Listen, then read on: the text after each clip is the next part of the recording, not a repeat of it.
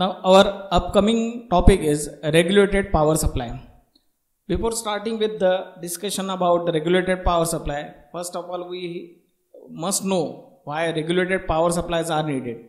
As we know that our home appliances or any digital circuit present in the house or in any application, it requires a regulated power supply, because the AC voltage which is generated by the electricity board and transmitted using transmission line to our home appliances, it is available as a parallel connection for other consumers too. So that is why whenever the load in a circuit is increased, that will need more voltage, and the second parallel connection or third parallel connection will reduces that voltage. Now this creates the fluctuation. So regulated power supply is such a power supply whose output voltage is always constant, even if there is a variation in the input voltage. In the same way, when load changes, if number of loads are connected, the load is increasing, that will decrease the resistance, and that will create increase in the load current. So when load current increases, the voltage at the load also changes. So there will be fluctuation at the output also. If the temperature also fluctuated, there will be fluctuation at the output of the power supply. So these fluctuations due to change in input voltage, change in load current, and change in the temperature, that will create the fluctuation at the output. And as we know that the digital circuits works on the binary levels, binary voltage levels, that means it requires plus 5 volt constant and 0 volt constant. If this binary levels changes, then the 0 will be considered as 1 and 1 is considered as 0. So that will create the fluctuation in the output of any digital circuits. So this digital circuit requires a constant DC voltage and regulated voltage. So for this we need a regulated power supply. The power supply with rectifier and filter circuit gives the pure DC output voltage, but it is not perfect. That means it fluctuates with the variation in input voltage and load condition. So it is an unregulated DC. To regulate it, such unregulated DC supply is not desirable because of many electronic equipments and all the digital circuit do require constant voltage for their operation. Therefore, regulated power supply is very necessary. There are many regulated power supply that can be constructed using various components and various designs. In our scope of syllabus, there are 4 types of regulated power supply which we have to discuss here. The first regulator is the Zener regulator. Here the Zener diode is used as a regulator. Second is a transistorized series regulator, in which transistors are used to construct the regulator. Third is the IC regulators, that means transistorized circuit, it is fabricated on a same chip, and that chip is known as IC, so that forms the IC regulators. And last one is the switching mode power supply regulator, in which the transistor is used as in switching mode to construct the regulator. So these are the 4 types of regulated power supply or regulators which we are going to discuss here. The first regulator here is a Zener regulator. This regulator is also called as shunt regulator because the Zener diode, it is connected in parallel with the output of rectifier and in parallel with the load. That is why this regulator is called as shunt regulator also. The voltage regulator using Zener diode is shown here. The load resistor is in parallel with the series circuit of resistor RS and Zener. The Zener is connected in reverse bias mode. The Zener diode will conduct only when source voltage Vs is greater than that of the Zener breakdown voltage, keeping the constant voltage across it. Before starting with Zener diode as a regulator, we should have to understand the characteristics of Zener diode. Zener diode is a heavily doped diode. By varying the doping concentration, the breakdown voltage can be changed from 2 volt to 1000 volt. Now what is meant by breakdown voltage? It is the voltage when the diode is in reverse bias mode. When the reverse voltage is applied to a diode, the depletion layer inside the diode will start increasing. So that depletion layer has a resistance. So with the applied voltage, this resistance also increases. And when resistance increases, the current can't be passed throughout the diode. Now this depletion layer has some limit when it goes on increasing. After reaching the possible physical area for the depletion layer to get wider, when it closed, at that time the resistance of the diode will be at its peak value. That means almost all the reverse voltage, possible voltage is applied there. The depletion layer is wider and it is occupying the maximum physical area in the diode. At that time a breakdown will occur. This breakdown is nothing but the current will let to pass throughout the device at this voltage. So that is why this voltage is called as breakdown voltage. So this will happen at the higher voltage in reverse bias mode. To have the breakdown voltage, the applied voltage should be always reverse bias and it must be greater than the Zener voltage.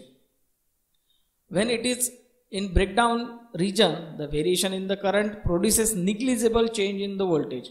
So it maintains almost constant voltage across it. Therefore, can be used as a regulator. So this is the property we have used of Zener as a regulator.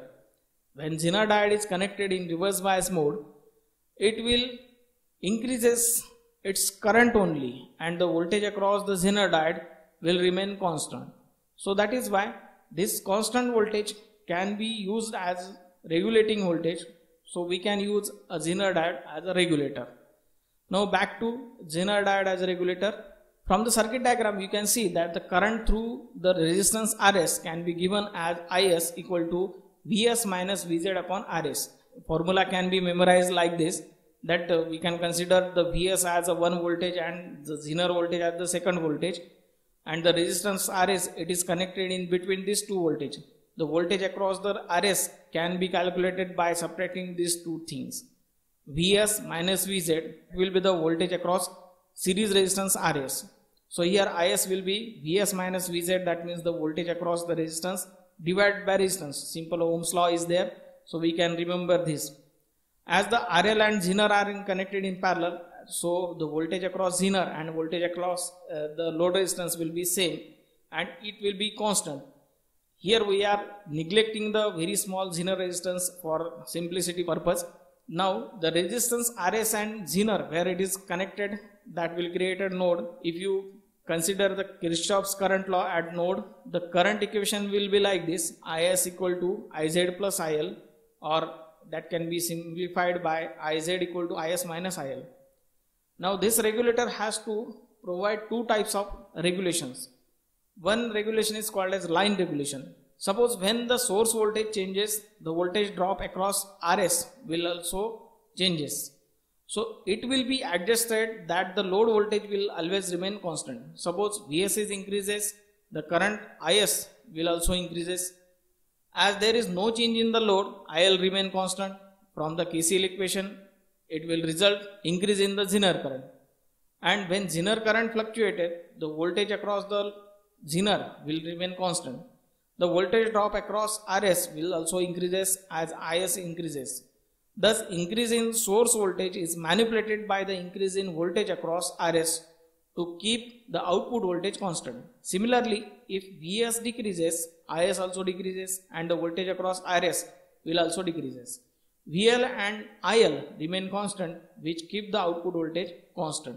So in this way, whenever there is a fluctuation in the line voltage, that is the output of rectifier, there will be constant voltage at the output of this regulator. In this way, the line regulation is performed by the Zener diode.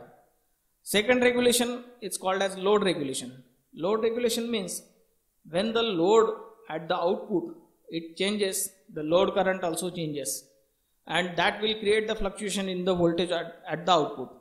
If load voltage decreases, the current IL increases. From the KCL, Iz falls by same amount of Is, and which is constant. The voltage drop across Rs will be constant, so the output voltage is constant. Similarly, if load increases, IL decreases and Zener current Iz increases, keeping Is at constant. Thus the output voltage will remain constant. So if load changes, the output voltage will also remain constant, as we have used Zener diode in reverse bias mode. So in this way, two types of regulation is provided by Zener diode. So Zener diode can be used as a voltage regulator. When this Zener diode is used as a regulator, this Zener diode is selected by using some factors, and they are called as ratings of Zener diode. First rating is the power rating. If the power dissipation in the Zener diode exceeds, it will get damaged. So power rating is the maximum power that a Zener diode can handle without any damage. This power dissipation within the Zener diode should be always less than the power rating, so that it operates in breakdown region without damage. For this purpose, the current through the Zener is limited by series current limiting resistor RS. The power rating, just like resistance, comes in the wattage. So Zener diodes can have power rating from quarter watt to 50 watts. That means the physical size of Zener diodes will decide the power rating of Zener diode. Second is the Zener breakdown voltage, that is VZ. It is the reverse bias breakdown voltage at which Zener diode conducts safely with no damage. So that voltage is called as Zener breakdown voltage. Current rating of Zener diode. It is the maximum current through the Zener diode without any damage. So that can be calculated as IZ max equal to PZ upon VZ. PZ means the power in the Zener diode and VZ is the Zener breakdown voltage. Fourth thing is the Zener resistance. It is the resistance of Zener diode when it is conducting. This resistance is the dynamic resistance, and that can be calculated by delta RZ equal to delta VZ upon delta IZ. That means change in voltage of Zener divided by change in current through the Zener. There are certain drawbacks of Zener diode regulator. First drawback, that there is a considerable power loss in the current limiting resistance RS when the heavy load currents are required. Second drawback is changes in load current will create small changes in the Zener current. So these are the drawbacks of Zener diode. As we have discussed, Zener regulator will provide load regulation and line regulation. These parameters can also be calculated. First of all, let us see how load regulation is calculated. It is defined as the change in regulated output voltage when the load current changes from minimum to maximum. And this effect of load regulation is called as load effect. And this load regulation can be calculated as V no load minus V full load upon V full load into 100. This load regulation is considered in the percentage, so that is why it is multiplied by 100. Now what do you mean by V no load? It is the output voltage when no load is connected there. So with zero load current, the output voltage, that voltage is called as V no load. Now second, V full load. V full load is the output voltage when the full load is connected there with full load current, and this voltage is called as V full load. For good power supply, load regulation should be as low as possible. Now the second regulation is line regulation. This is also defined like this, that it is the change in the regulated output voltage for a specified range of line voltage. For example, if the line voltage is varying from 198 to 240 volt, then if the output voltage changes from 10 volt to 10.005 volt or 9.995 volt, then this source regulation or line regulation can be calculated as V max minus V minimum divided by V nominal. Now what do you mean by V max? V max means when the input voltage changes at its maximum value, that maximum value will be V max, and V minimum means when the input voltage changes to or decreases to lowest value, that lowest value is the V minimum, and V nominal is the voltage for which we have designed the regulator. Or in case of suppose Zener regulator is there, and suppose we are designing it for 9 volt, then this 9 volt will be the nominal voltage. So by using this formula, we can calculate the source regulation. For good power supply, source regulation should be as low as possible. So these are the definitions regarding the load regulation and line regulation.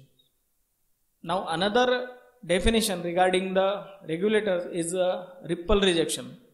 Ripple means the unwanted fluctuation present in the output voltage of rectifier. The regulated power supply gives perfect DC voltage. It has high ripple rejection. By knowing the ripple rejection, we can get idea about how many ripples are rejected at the output. It is specified in terms of decibels.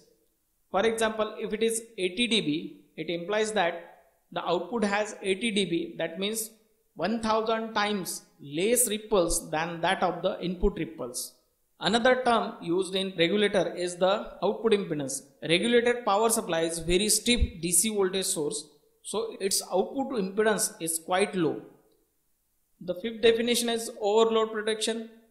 In power supply, due to overloading, large current will flows through the load resistance and which may damage the power supply or the regulator. The overloading may occur due to short circuit of negligible load resistance. To prevent this, power supply must have overload protection or a short circuit protection. The circuit which limits the large current increase is called as overload protection circuit, and this protection circuit must be present in the regulator circuit. So these are some definitions regarding the regulators.